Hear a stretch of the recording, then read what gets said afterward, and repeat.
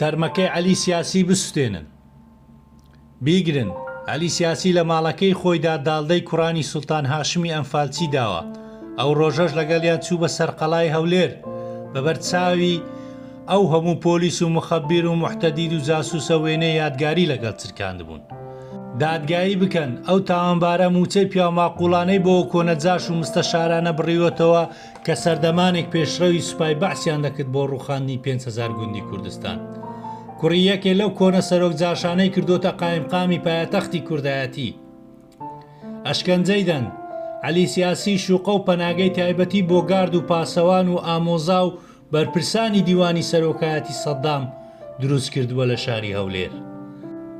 لە سێدارەی دەن ئەو تاوانبارە پلەی خانەنشینی لیوای بۆ قەڵەم فرۆشە بەخشیوە کە چەند ڕۆژێک دوای کیمیا بارانکردنی 5,000 هەڵەبجەیی شعری سەرۆک زێڕەی بۆ سەددام نووسی.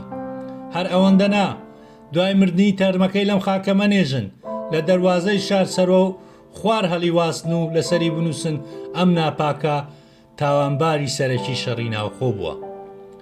فەرشی سووری بۆ سوپای بەعز ڕاخستووە لە سیویەکی ئاب. ڕێنیشاندەر و یارمەتیدەری جندرمە و لەشکری گورگەبۆرە تۆرانیەکان بووە. بیکوژن، لەسەر تەرمەکەی بنووسن، بکوژی ڕۆژنامەنووس و شەقوەشێنی سەرخۆپیشاندەران بووە.